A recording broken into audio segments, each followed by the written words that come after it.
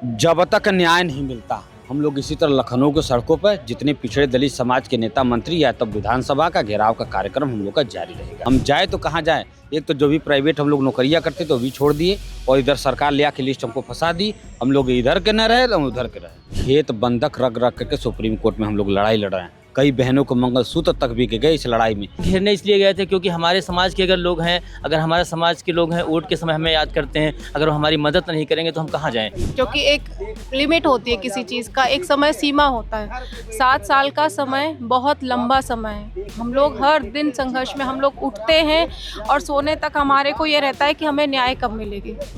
संघर्ष जारी रहेगा और जब तक आखिरी दम तक रहेगा। भले हम लोग थके हैं लेकिन अभी उतने नहीं टूटे हैं कि संघर्ष को अंत करते हैं। हम बस चाहते हैं कि सरकार की ओर से इसका सुखद अंत हो। जो छात्र पिछले 5 साल से हम लोगों का वेतन ले रहे हैं वो पर महीने 60,000 रुपये सैलरी पा रहे हैं और हम लोग दर के ठोकर 5 साल से खा रहे हैं। आज फिर 69,000 शिक्षक अभ्यर्थी जो आरक्षण के पीड़ित हैं वो केशव प्रसाद मौर्य के घर दावा बोला। हमारे साथ बात करने के लिए तमाम सारे वो पीड़ित अभ्यर्थी हैं जो पिछले 5 साल से संघर्ष कर रहे हैं, न्याय की उम्मीद लेकर लगातार वो मंत्रियों के और अधिकारियों के चक्कर लगा रहे हैं। क्या नाम है पहले तो? मैं धनंजय गुप्ता देवरिया से। जी धनंजय जी, क्या है जो केशव प्रसाद मौर्य के घर आप लोग ज्यादा धावा लगा रहे हैं, उनसे क्या कुछ उम्मीद है? रीजन ही है कि हमारे पिछड़े दलित समाज के नेता हैं, वो हमारी आवाज नहीं बने, कौन बनेगा? जब वोट लेना होता है तो हमारे पिछड़े दलित समाज के नेताओं को आगे किया जाता है। ये फला जाति के हैं, फला समाज के हैं, तो हम लोगों ने वोट दिया है तो हमारा हक और अधिकार जब सरकार छीनती है, एक समारोह के एक रणनीति के तहत छीनी जाती है तो हम किसके पास जाएंगे?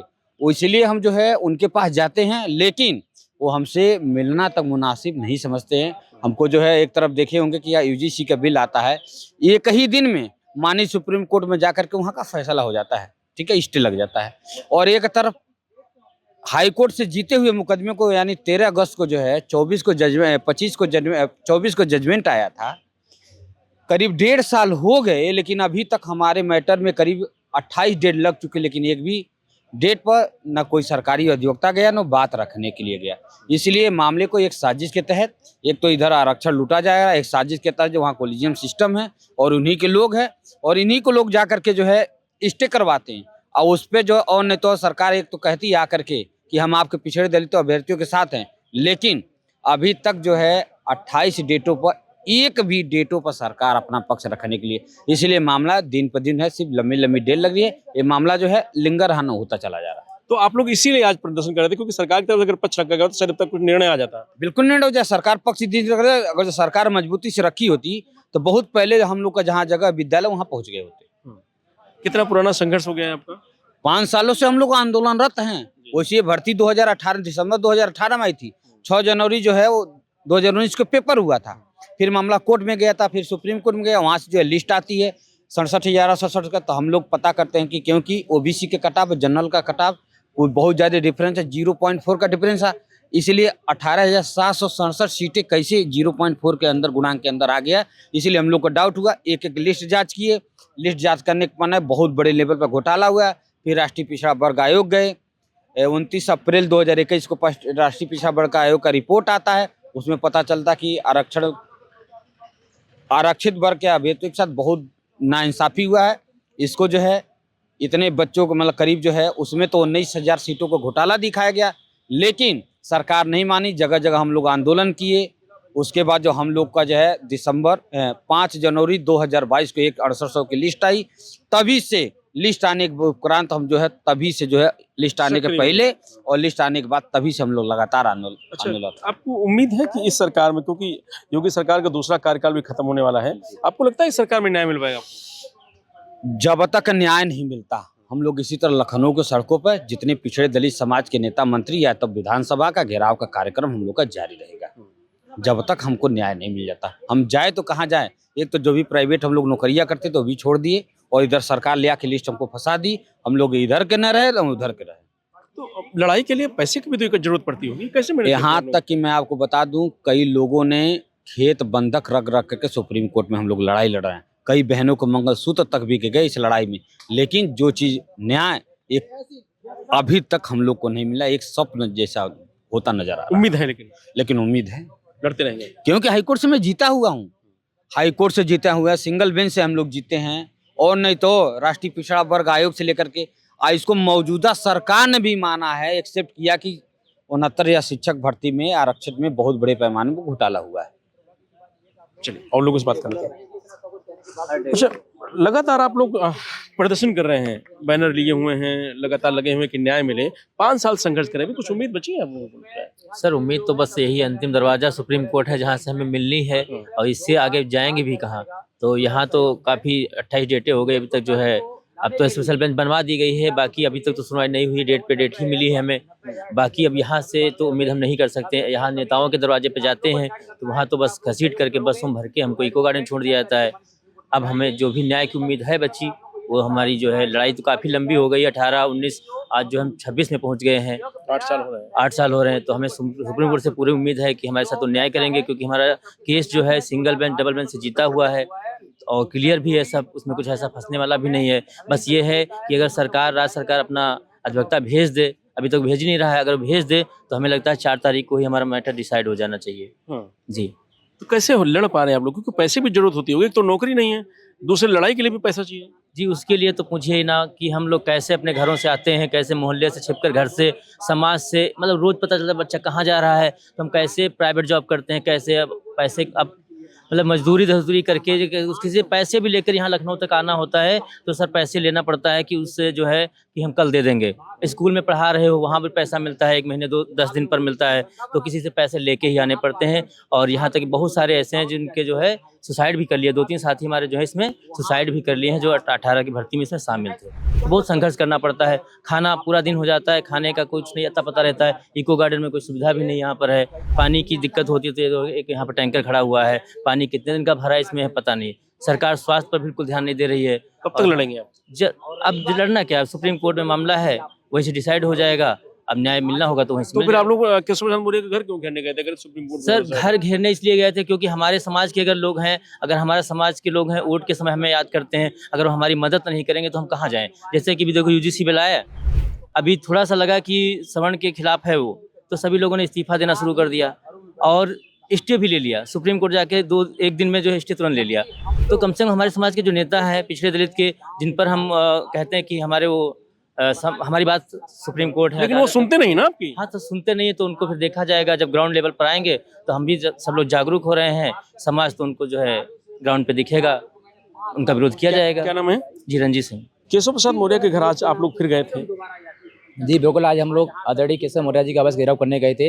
उसके पीछे रीजन ये है कि हमारा 69 शिक्षक भर्ती के प्रकरण जो माननीय सुप्रीम कोर्ट में चल रहा है, जहां सितंबर 2024 से लेकर अभी तक 28 डेट लगने के बावजूद भी सरकारी अधिवक्ता माननीय सुप्रीम कोर्ट में उपस्थित नहीं होता है। हम लोगों की आगामी डेट 4 फरवरी लगी हुई है। हम लोग मौर्य जी के माध्यम से सरकार से ये निवेदन करने गए थे कि सरकारी अधिवक्ता 4 तारीख को उपस्थित हो, जिससे हम लोगों को शीघ्र न्याय मिल जाए।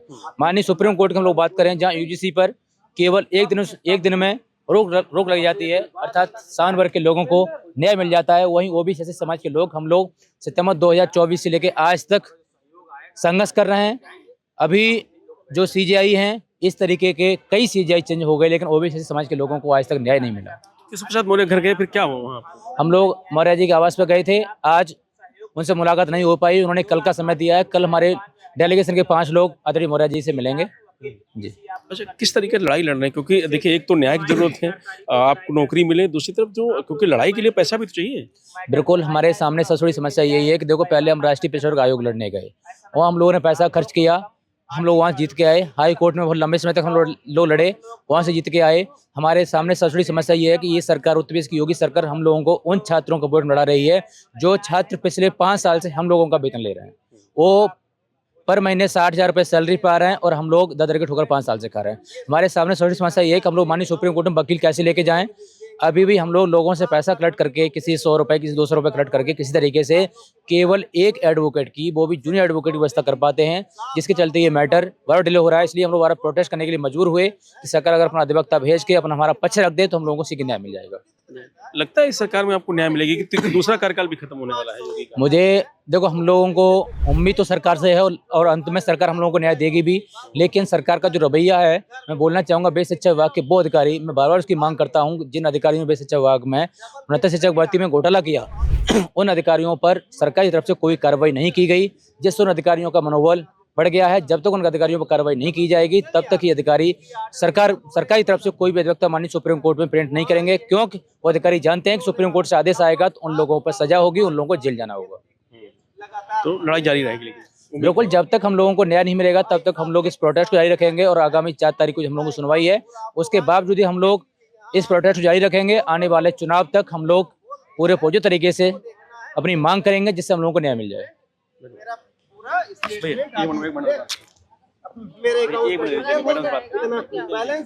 नहीं होगा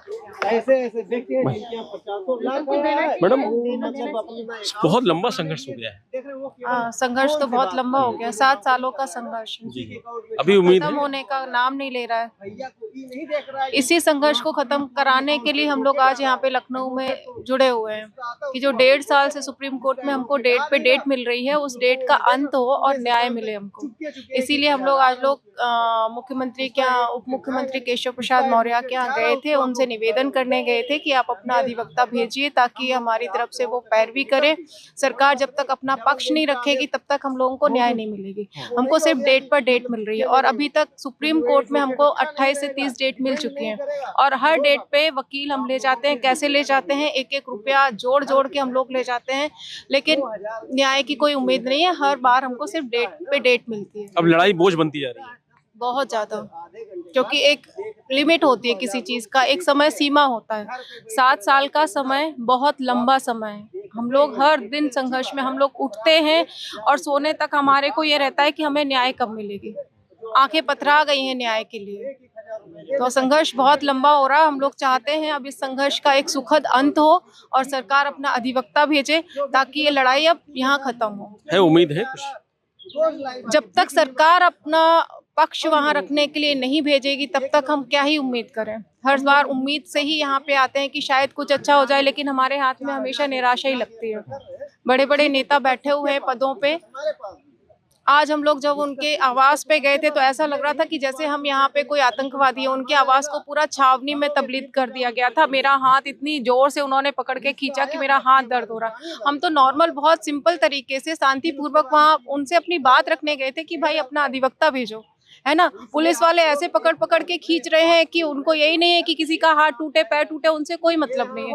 हम क्या वहाँ पे कोई दंगाई है क्या? हम क्या वहाँ दंगा करने गए थे? हम बहुत शांतिपूर्वक उनसे अपनी बात रखने गए थे कि भाई अपना अधिवक्ता भेजिए ताकि जो हम पे डेट पे डेट जो आर्थिक हम पे बोझ बढ़ता जा रहा है उसका अंत हो।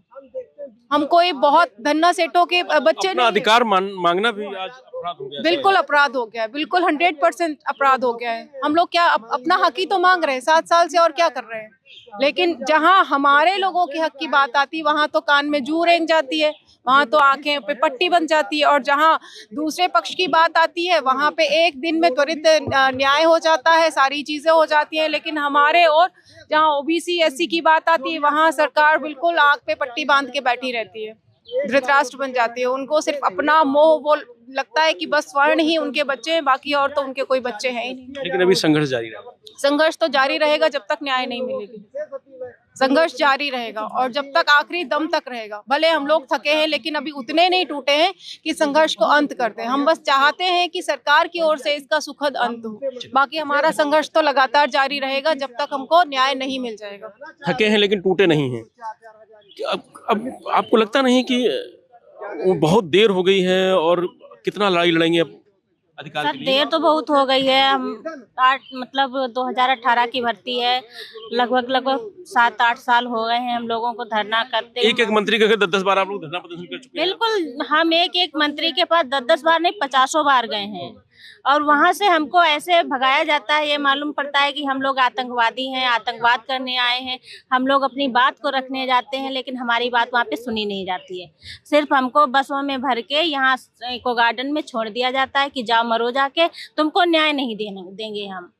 मतलब हमको बोल दिया जाता है कि तुम पिछड़े दलित हो, पिछड़े दलितों को हमारे पास न्याय नहीं है, जबकि हम अपने ही समाज के नेता मंत्री के यहाँ जाते हैं, वो भी मेरी बात नहीं सुनते हैं कि उनको सिर्फ वो सरकार जो कहेगी वही करेंगे। मतलब सरकार कहती है कि सबका साथ सबका विकास। बताओ सबका साथ सबका विकास कैसे? जैसे अभी यूजीसी वाला आया था तो एक दिन में धरना करके सवाल उसको सुप्रीम कोर्ट में स्टे करवा लिया, और हम लोगों का 7 साल हो गया कोर्ट में, अभी तक हम लोगों को न्याय नहीं मिला है। ये सबका साथ सबका विकास कैसे हो गया? सरकार कहती है बेटियां बचाओ, बेटी पढ़ाओ, बेटी पढ़ाओ बेटी बचाओ। तो ये कहाँ का न्याय है? बेटी पढ़ाओ बेटी बचाओ। हम लोग सड़कों पे मारे जा रहे हैं, घसीटे जा रहे हैं, हर दिन पुलिस हमको गाड़ियों में भर के इको गार्डन छोड़ रही है। हमको कहाँ न्याय मिल रहा है भाई? अब तो लोग ये स्थिति हो गई कि अब तो भीड़ भी कम होने लगी है। भीड़ क्या, सब लोग टूटते जा रहे हैं। कहाँ तक कहाँ तक हम लोग धरना करें? इतना हम लोगों पे बोझ बन गया है। यहाँ आए तो पैसा खर्च करें, कोर्ट में लड़े तो पैसा खर्च करें। हम लोग इतने बड़े परिवारों से नहीं है जो हम इतना बोझ उठा पाए। हम लोगों के पास सीमित संसाधन है, वो सारे संसाधन हम खर्च कर चुके हैं। हम सरकार से एक मांग कर रहे हैं, हम जिस नेता मंत्री के यहाँ जाते हैं हम कहते हैं कि सिर्फ अपना सरकारी अधिवक्ता भेजकर हमारा कोर्ट में जो मैटर चल रहा है उसका निस्तारण करवा दीजिए। बस हम इतनी ही गुहार लगाने जाते हैं, लेकिन वहाँ पे मेरी कोई बात सुनी नहीं जाती है और बसों में भर के हमको इको गार्डन छोड़ दिया जाता है। तो ये 69,000 जो शिक्षक अभ्यर्थी हैं जो पीड़ित हैं, पिछले 5 साल से संघर्ष कर रहे हैं। 2018 का मामला है, 2026 पहुंच गया, लेकिन अभी तक उनको न्याय नहीं मिला है। मामला सुप्रीम कोर्ट में है और अगर सरकारी वकील वहां पहुंचकर इनकी तरफ से बहस कर लें तो शायद इनको न्याय मिल जाएगा। यही उम्मीद लेकर आज इन जो अभ्यर्थी हैं जो पीड़ित हैं, ये सब डिप्टी सीएम केशव प्रसाद मौर्य के घर पर धावा बोला था। इनका कहना है कि अभी थके हैं लेकिन टूटे नहीं हैं, संघर्ष जारी रहेगा न्याय मिलने तक। मैं रंजीत यादव, लोकमत हिंदी, लखनऊ।